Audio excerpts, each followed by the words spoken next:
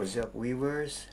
I just got here a new chest bag and I'm going to make a hand wrap just like this using my 550 paracord army green color. It's a 2 meters long quick release designed for emergency situation when you need it and for survival. Hope you like it, guys.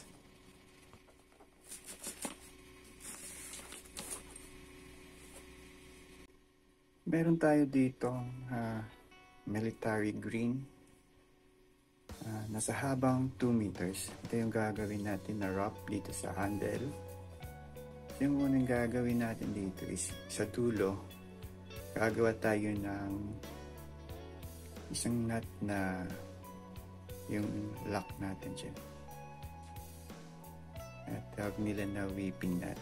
So, gagawa lang ng loop for about 10 cm, and then another loop sa taas, siya natin ganyan, 1, 2, itong ikot nasa baba, tapos dito ilalak natin, and then hihilain to konti lang. Tapos ito naman, hihilain siya. So, hindi na siya.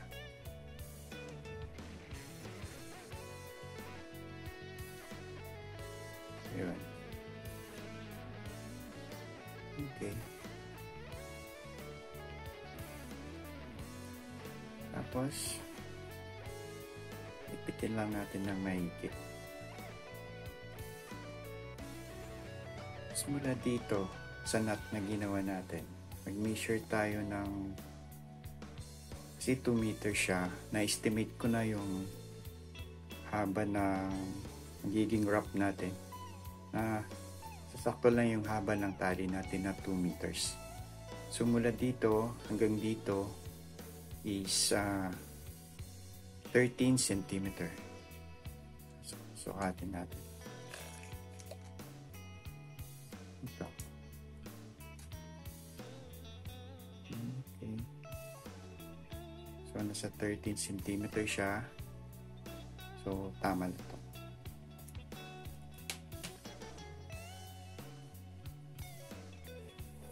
Ito yung nabili nating body bag or sling bag sa online seller. So gagawin ko siya ng wrap dito sa handle niya, which is very useful na. So just in case na kailangan natin ng tali, paracord na tibay, maraming purpose siya. So gitnaan po natin, gitna, para mamaya hindi na tayo masyadong mag-a-adjust. Pinch natin dito, yung pinakadulo. Ikutin lang natin dito sa handle, over doon sa ganitong posisyon.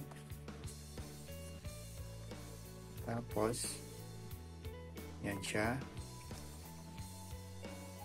i-wrap natin dito ngayon dito sa center cord at ilagay sa ilalim, ganyan.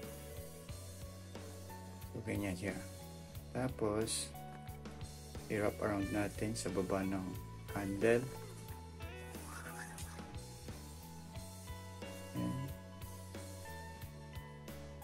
Medyo mahirap lang sa umpisa kasi hindi pa siya nag-hold. Tapos dito na naman ulit sa kabila, baba pa rin, sa baba lang. Tapos ibabalik na naman natin yan. So ganyan yung hitsura niya after dalawang wrap. Nadagdagan natin yung light, no?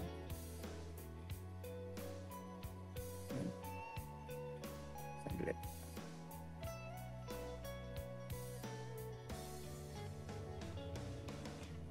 Tapos tuloy lang po natin ganitong process, pero i-adjust muna natin dito yung cord na to. Tapos ito medyo maluwag siya, hilain natin to, ganyan, para maging firm yung umpisa. O ganyan na siya. So itutuloy lang po natin yan hanggang sa maubos, hanggang sa dulo yung ating paracord. 550 paracord yung ginamit natin dito. Over, under, and then wrap around into the handle. Then sa kabilang side, same procedure lang po. Napaka-easy lang gagawin.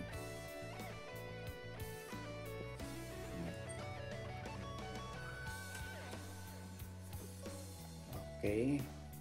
So, naka-tatlong wrap na tayo. Tuloy-tuloy ka na lang.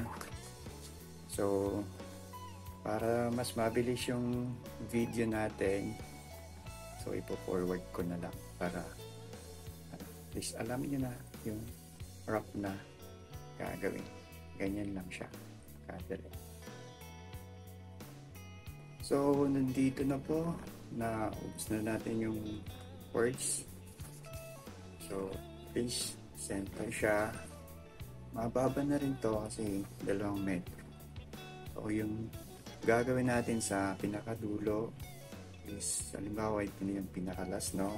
Isang round, di na siya kasya. Pati isang round ko pa. So, gagawa lang tayo ng loop. Tapos ipasok natin dito. Yan. Ganyan yung karalabas. Tapos hilain natin dito para mailak na to.